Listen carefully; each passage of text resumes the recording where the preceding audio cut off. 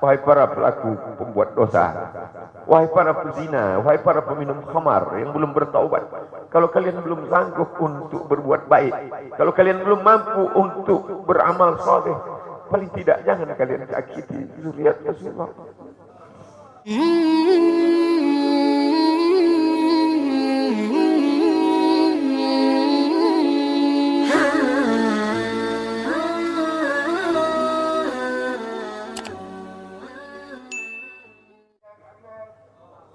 Assalamualaikum warahmatullahi wabarakatuh. Orang yang menyambut beliau, kalau dia masih ada ikatan dinas, maka beberapa hari ini kita lihat orang itu dihukum dari jabatannya. Orang yang mengupdate status kalau menulis nama beliau, maka Instagramnya akan diblokir. Hanya menulis namanya saja, maka Facebooknya akan ditutup.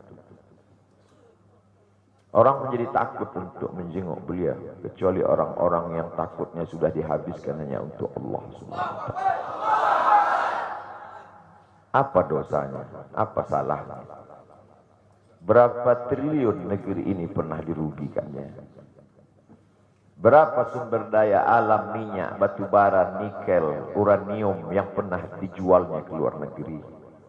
Berapa BUMN perusahaan yang pernah dijualnya aset-aset negara? Ada yang pernah dia jual? Dia hanya mengajak anak muda yang selama ini pencandu narkoba menjadi bertaubat kepada Allah. Dia hanya membangkitkan semangat anak muda yang selama ini berzina menjadi orang-orang yang takut kepada Allah.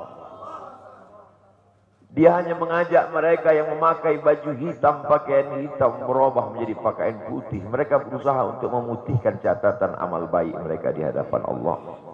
Dia hanya menyadarkan umatnya supaya sadar bahwa politik itu penting. Angkatlah pemimpin yang adil dan amanah. Dia hanya sedang mengajak umatnya supaya jangan memilih pemimpin kafir. Salahkah perbuatannya? Tidak. Dia tinggal negara demokrasi. Dalam dunia demokrasi, siapapun berhak untuk mengajak menyuarakan kebenaran. Dia tidak melawan sultan, dia tidak melawan ulil amri, dia tidak melawan siapapun. Dia hanya melawan ketidakadilan. Hari ini saya berangkat setelah sholat subuh menuju airport, naik pesawat. Setelah naik pesawat, naik mobil. Setelah naik mobil, jalan macet, saya mesti turun naik sepeda motor. Setelah naik sepeda motor pun juga tidak bergerak, jalan kaki. Akhirnya sampai kemari. Dalam hati saya berkata, celaka betul orang yang mengatakan kemarin katanya tidak ada akan menyambutnya.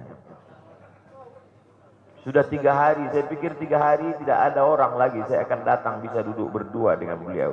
Saya tidak datang mau ceramah, saya tidak datang mau tausiah, saya tidak mau datang mau tablik akbar. Ternyata yang menyambutnya seramai ini, sebanyak ini, orang berjalan kaki, anak-anak muda berjalan kaki, orang tua, ibu-ibu duduk di pinggir jalan. Apa yang membuat mereka datang kemari? Satu, cinta. Lahu baru ni'aliha ahabbu ilayya wa asfali balwaha, kata Qais.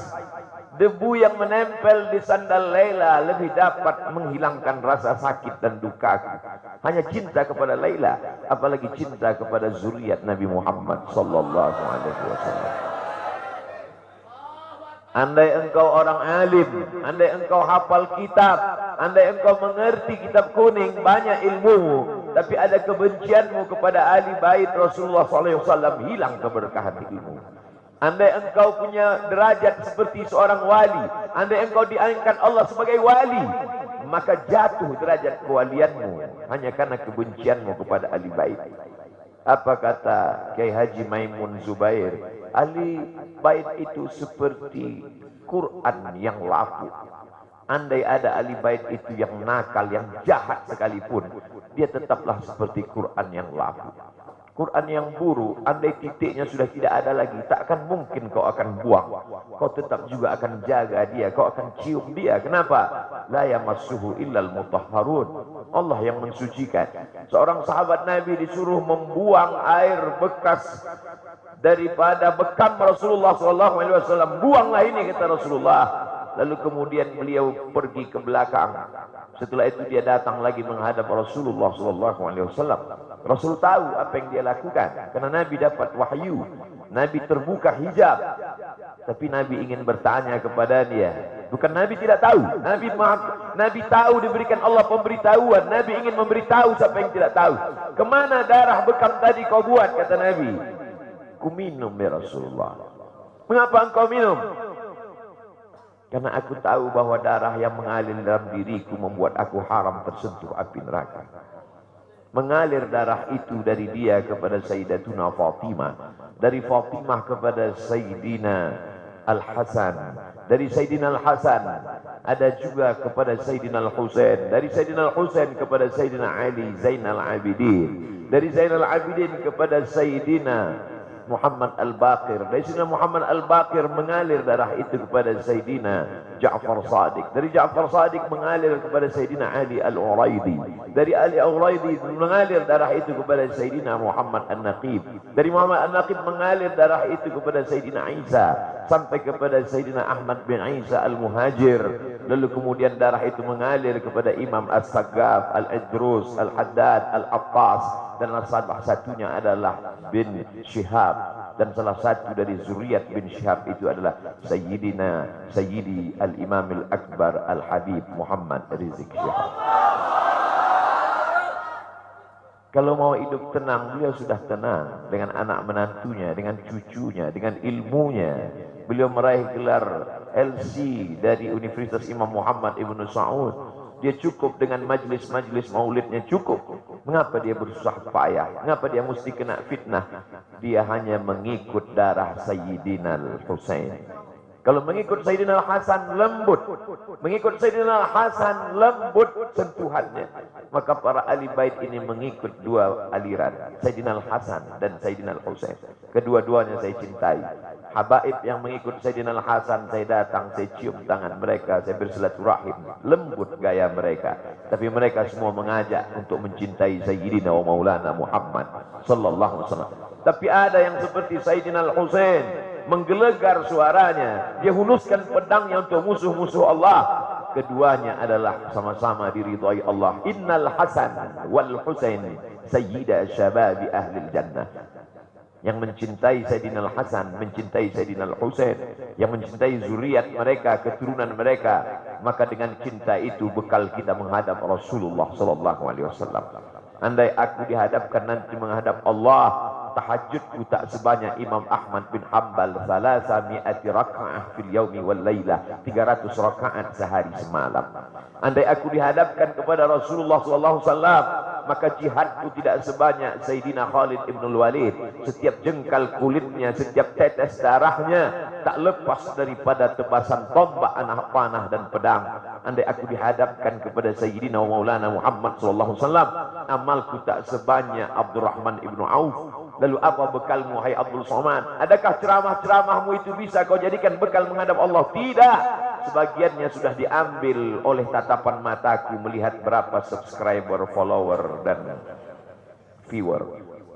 Abdul Somad mungkin habis amalnya sudah ria. Satu-satunya yang akan kujadikan bekal menghadap Rasulullah hanyalah aku pernah mencintai keturunanmu. Aku pernah mencintaimu zuriat.